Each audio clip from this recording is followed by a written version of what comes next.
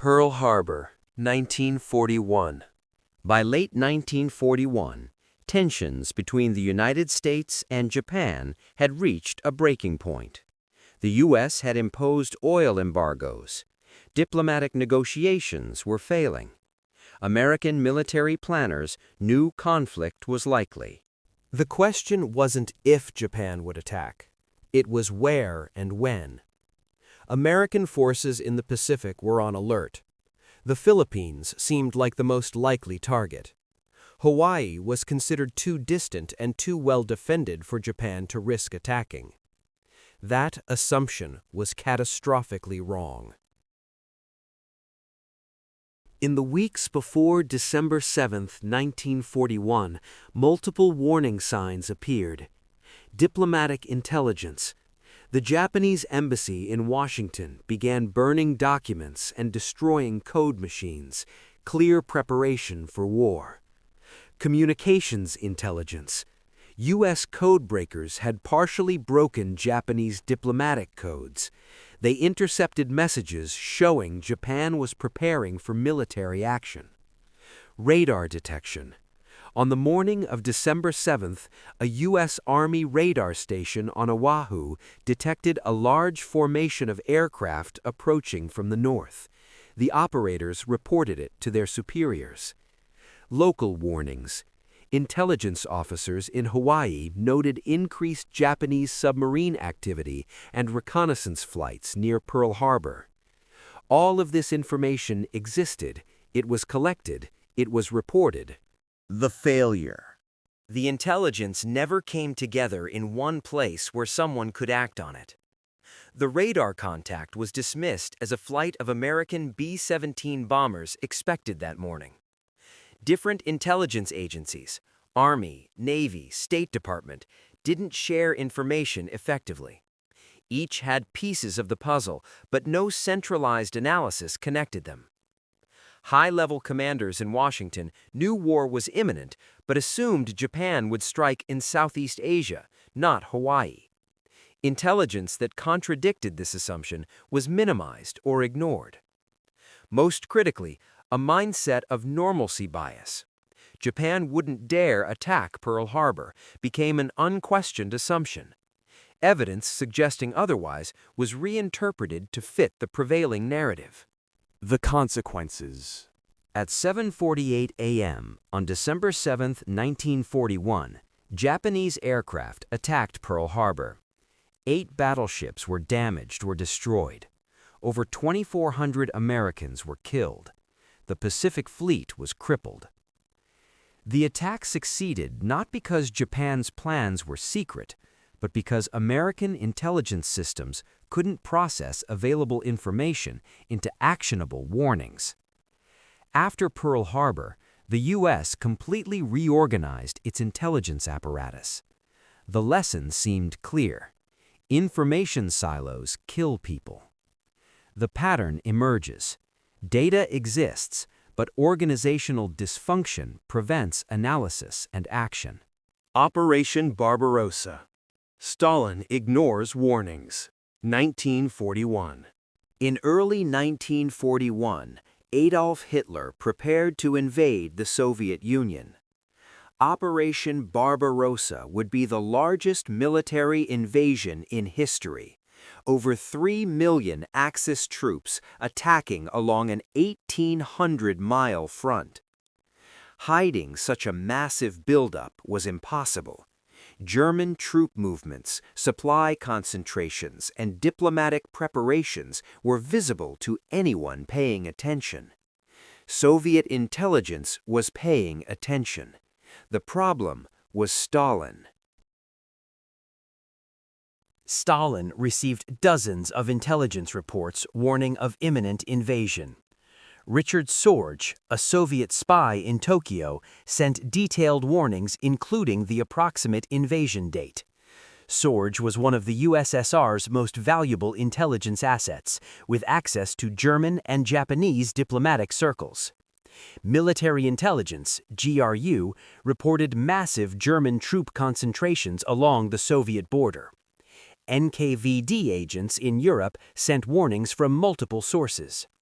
British intelligence shared information about German invasion plans, hoping to keep the USSR in the war. German defectors crossed into Soviet territory with warnings of the coming attack. Even the timing was known: late June 1941. The failure. Stalin dismissed every single warning. He believed the warnings were British disinformation designed to drag the USSR into war with Germany. He thought Britain wanted the Soviets to attack Germany preemptively, breaking the Nazi-Soviet non-aggression pact. Stalin's paranoia overwhelmed his analytical capacity. He had purged much of the Soviet military leadership in the late 1930s, eliminating many competent commanders. The surviving officers were terrified to contradict Stalin's worldview. When intelligence officers insisted invasion was imminent, Stalin accused them of being provocateurs. Some were arrested. Others learned to stop reporting information Stalin didn't want to hear.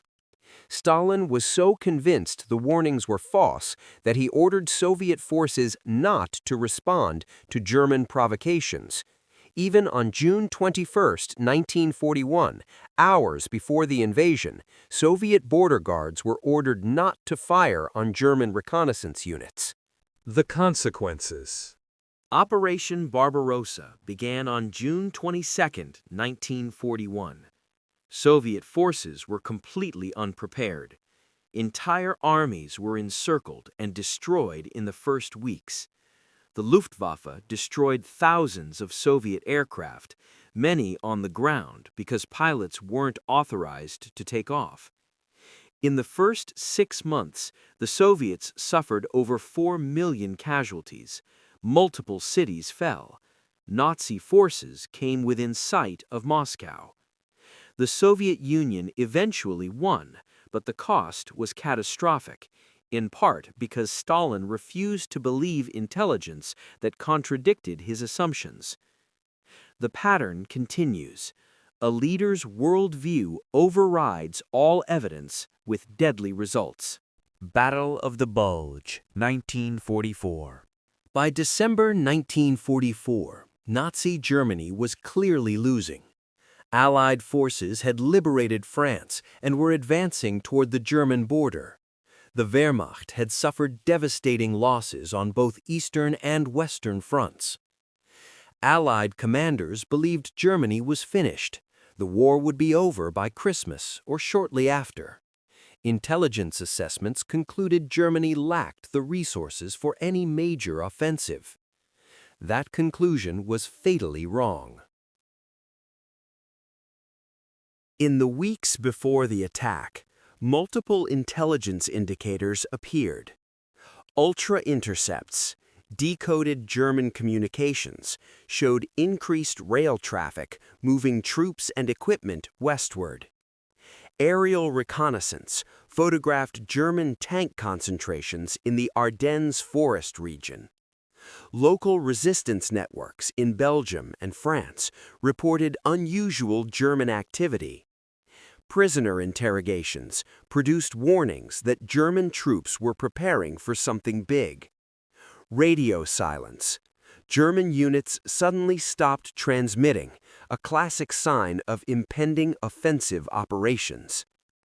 All Allied intelligence officers in the field reported these indicators up the chain of command. Some analysts warned that Germany might attempt a desperate counterattack. The failure. High Command dismissed the warnings. Supreme Allied Commander Eisenhower and his staff believed Germany was too weak to launch a major offensive. They interpreted the intelligence differently. German movements were defensive repositioning, not offensive preparation. Cognitive bias played a major role. After months of continuous Allied victories, commanders couldn't imagine Germany regaining the initiative. The idea of a major German offensive seemed absurd. Intelligence that contradicted the "Germany is finished" narrative was minimized. Analysts who suggested otherwise were considered alarmist. The Ardennes sector, where Germany actually attacked, was thinly defended precisely because Allied intelligence considered it a quiet sector where nothing would happen. The consequences. On December 16, 1944, Germany launched its last major Western offensive with over 200,000 troops, 1,000 tanks, and 2,000 artillery pieces attacking through the Ardennes forest. Allied forces were caught completely by surprise. American units were overrun. The front collapsed. The Battle of the Bulge became one of the bloodiest American battles of WW2. 19,000 Americans killed, 47,000 wounded. Germany was eventually pushed back, but the offensive delayed the Allied advance by months and cost tens of thousands of casualties.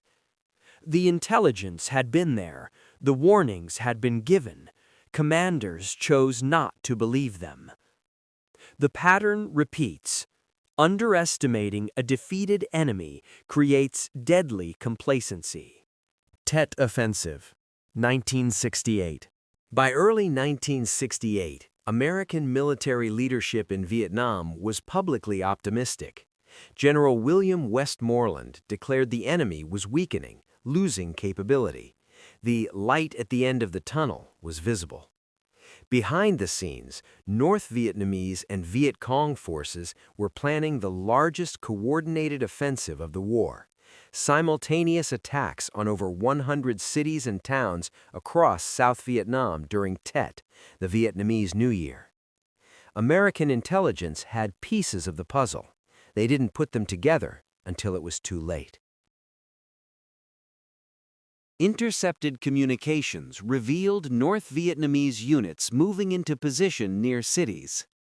Document captures included references to a major upcoming offensive during Tet. Agent reports from South Vietnamese intelligence indicated unusual enemy activity and preparation. Prisoner interrogations produced warnings that something big was planned. Pattern analysis. Enemy forces were abandoning rural areas and concentrating near urban centers, unusual behavior that suggested offensive preparation. Several mid-level intelligence officers concluded a major attack was coming. Some even predicted the Tet holiday period as the most likely time frame. The failure. High command misread the intelligence in multiple ways. First, threat assessment failure. Senior officers believed the Viet Cong and North Vietnamese lacked the capability for coordinated nationwide attacks. Previous intelligence estimates had downplayed enemy strength. Second, cultural assumption error. American commanders assumed the enemy would respect the traditional Tet ceasefire. The idea of attacking during a sacred holiday seemed unlikely. This cultural bias blinded them to the strategic logic of attacking during a time when South Vietnamese forces would be least prepared. Third, confirmation bias. Intelligence that supported the enemy is weakening narrative was emphasized. Intelligence suggesting the opposite was dismissed as enemy deception. Fourth, fixation on the wrong target. U.S. forces were focused on Khe Sanh, a remote marine base where they expected the main attack. Tet attacks on cities were seen as diversions, not the main offensive. The consequences. On January 30, 1968, Viet Cong and North Vietnamese forces attacked over 100 cities simultaneously. The U.S. Embassy in Saigon was briefly overrun. Ancient cities like Hue fell to enemy control. Militarily, the Tet Offensive was eventually repelled. The Viet Cong suffered devastating casualties and never fully recovered. But strategically, Tet was a catastrophic intelligence and political failure. The American public had been told the enemy was defeated. Seeing coordinated nationwide attacks shattered confidence in military leadership. Public support for the war collapsed. Tet changed the war not because American forces lost militarily, but because intelligence failures destroyed credibility at home. The pattern: seeing what you want to see instead of what intelligence actually shows. Yom Kippur War, 1973. In October 1973, Israel's military intelligence was considered among the best in the world. Mossad and military intelligence had successfully predicted and preempted Arab attacks in previous wars. Israeli intelligence doctrine was based on warning. Israel's small size meant it couldn't absorb a surprise attack, so intelligence had to provide enough warning time to mobilize reserves. On October 6, 1973, Yom Kippur, the holiest day in Judaism, Egypt and Syria launched simultaneous surprise attacks. Israeli intelligence had failed catastrophically. Israeli intelligence had extraordinary access to Egyptian and Syrian planning. A high-level Egyptian source, later revealed as Ashraf Marwan, son-in-law of President Nasser, provided detailed intelligence on Egyptian war plans. Signals intelligence detected Egyptian and Syrian military mobilizations in late September. Satellite imagery showed Egyptian forces moving into offensive positions along the Suez Canal. Syrian troop movements toward the Golan Heights were clearly visible. Marwan specifically warned that an attack was imminent. He provided warning just hours before the actual attack. The intelligence was accurate, timely, and from reliable sources. The failure. Israeli intelligence analysts dismissed the warnings due to a cognitive trap called the concept. The concept was an analytical framework built on assumptions. Egypt wouldn't attack until it had air superiority to neutralize Israeli air power. Syria wouldn't attack without Egypt. Therefore, visible mobilizations were just exercises, not preparation for actual war. This framework had been reinforced by previous false alarms. Egypt had mobilized forces in May 1973, but no attack came. Israeli intelligence had cried wolf, mobilized reserves at enormous economic cost, and nothing happened. When Marwan and other sources warned of imminent attack in October 1973, analysts filtered the intelligence through the concept. They concluded Egypt was conducting exercises, not preparing for war, despite all evidence to the contrary. Even when Marwan provided warning on the morning of October 6th, precious hours were lost as decision-makers debated whether to believe him. By the time Israel mobilized, the attack had already begun. The consequences. Egypt and Syria achieved complete tactical surprise. Egyptian forces crossed the Suez Canal and overran Israeli fortifications. Syrian tanks poured into the Golan Heights. Israel came closer to military defeat than at any time since 1948. Israel eventually counterattacked and won, but at terrible cost. 2,656 Israeli soldiers killed. Devastating losses for such a small country. The Yom Kippur War intelligence failure led to major reforms in Israeli intelligence analysis. The Agranat Commission investigated and concluded that intelligence had been available but misinterpreted. The pattern: previous false positives create dangerous complacency. Analytical frameworks become mental prisons. Iraq WMD Intelligence, 2003. After the September 11, 2001 attacks, U.S. policy shifted toward preemptive action against perceived threats. The Bush administration identified Iraq as a major threat, claiming Saddam Hussein possessed weapons of mass destruction and had ties to terrorist organizations. The case for war depended on intelligence. The American public and international community needed convincing that Iraq posed an imminent danger. The intelligence presented was dramatically wrong. Intelligence on Iraq's WMD programs was fragmentary and contradictory. UN weapons inspectors found no evidence of active WMD programs from 1991 to 1998 and again in 2002 to 2003. Defector testimony provided alarming claims about Iraqi WMD, but many defectors were known to be unreliable or had agendas. Signals and imagery intelligence showed suspicious activity at certain facilities, but no smoking gun. Human intelligence sources claimed insider knowledge of WMD programs, but many were unvetted or had questionable credibility. What was notably absent: hard evidence. No confirmed chemical or biological weapons. No confirmed nuclear program. No confirmed delivery systems. The failure. Intelligence analysis was corrupted by political pressure and confirmation bias. Cherry-picking. Policymakers selected intelligence that supported the conclusion they wanted: Iraq has WMD, and dismissed or ignored intelligence that contradicted it. Unreliable sources elevated. Curveball. An Iraqi defector whose claims about mobile biological weapons labs were later proven false became a key source despite warnings from intelligence officers that he was unreliable. Dissenting analysis suppressed. Intelligence analysts who questioned the WMD narrative faced pressure to conform. Some had their assessments rewritten by supervisors. Analytical standards lowered. Normally, intelligence requires high confidence and multiple confirming sources. For Iraq WMD, thin evidence was presented as conclusive. Alternative explanations ignored.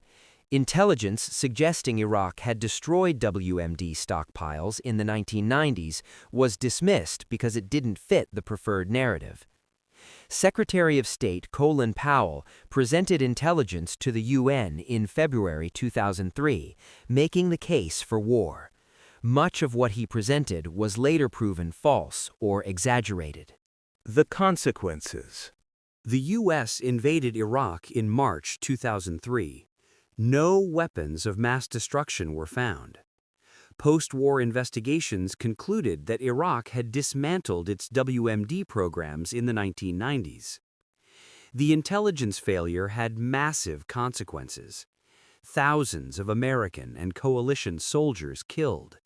Hundreds of thousands of Iraqi civilians dead. The Middle East destabilized. Trust in U.S. intelligence institutions severely damaged. This wasn't a failure of intelligence collection, it was a failure of analysis, specifically a failure caused by political pressure to reach predetermined conclusions. The pattern: political objectives distort intelligence analysis beyond recognition.